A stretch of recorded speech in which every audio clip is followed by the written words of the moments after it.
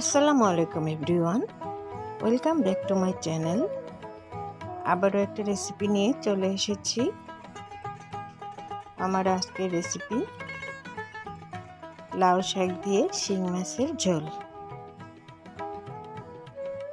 আমি এখানে লাউ শাক নিয়ে নিয়েছি, আর আমি শিং মাছগুলোকে কেটে ধুয়ে নিয়েছি, পরিষ্কার করে নিয়েছি। এর মধ্যে আমি এবার নুন, হলুদ, মরিচের গুঁড়া মিশিয়ে খুব ভালোভাবে মাখিয়ে নেব। আমার মাখিয়ে নেওয়া হয়ে গিয়েছে। এবার চুলায় একটা কড়াই বসিয়ে দিয়েছি। তার মধ্যে আমি নুন হলুদ মাখিয়ে রাখা মাছগুলো ভেজে নিচ্ছি। আমার মাছগুলো ভেজে নেওয়া হয়ে গিয়েছে। এবার এগুলোকে আমি একটা বাটিতে তুলে নিয়েছি। এবার এই তেলের মধ্যে আমি দিয়ে দিলাম একটা পেঁয়াজ কুচি। পেঁয়াজটাকে হালকা বাদামি করে ভেজে নেব।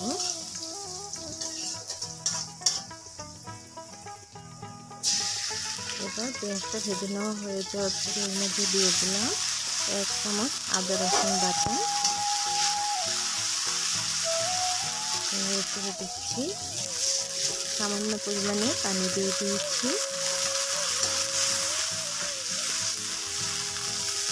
এবার আমি একে একে মশলাগুলো দিয়ে দিব।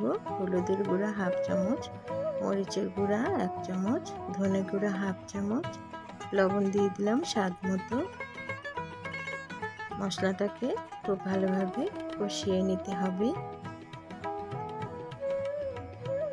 মশলাটা কষিয়ে নেওয়ার জন্য আমি এটাকে 1 মিনিটের জন্য ঢেকে দিব। আমার মশলাটা কষিয়ে নেওয়া হয়ে গিয়েছে। এবারে যে শাকগুলো আমি কেটে দিচ্ছি, শাকের ডাঁটাগুলো আমি প্রথমে দিয়ে দিচ্ছি।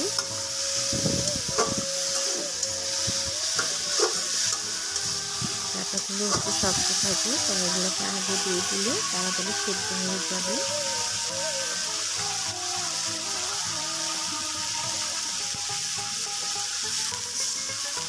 আবার একটু পানি দিয়ে দিচ্ছি ডাঁটাগুলো সেদ্ধ হওয়ার জন্য। এবার এটাকে 1 মিনিটের জন্য আমি ঢেকে দিয়েছি। 1 মিনিট পরে আমি ঢাকনাটা খুলে নিয়েছি।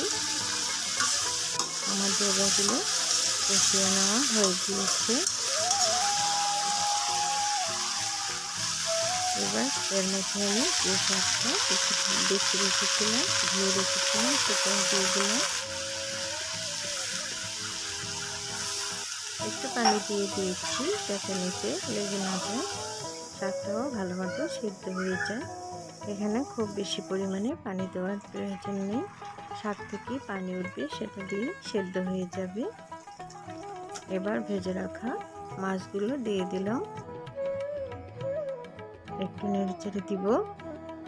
বন্ধুরা, আমার ভিডিওটা যদি ভালো লাগে প্লিজ আমার চ্যানেলটা সাবস্ক্রাইব করবেন, পাশে থাকা বেল আইকনটি প্রেস করে দিবেন, তাহলে পরবর্তী ভিডিও আপলোড দেওয়ার সাথে সাথেই সবার আগে আপনার কাছে নোটিফিকেশন পৌঁছে যাবে। এবার আমি দিয়ে দিলাম কাঁচামরিচ, 4-5টি কাঁচামরিচ দিয়ে দিয়েছি। আপনারা আপনাদের যেরকম ঝাল খান সেরকম কাঁচামরিচ দিবেন। এবার দিয়ে দিলাম ধনেপাতা কুচি। আমার রান্নাটা হয়ে গিয়েছে, আমি একটা বাটিতে সার্ভ করে নিচ্ছি। আজ এই পর্যন্তই, আবারও ফিরে আসবো নতুন কোনো রেসিপি নিয়ে। সবাই খুব ভালো থাকবেন। আল্লাহ হাফেজ।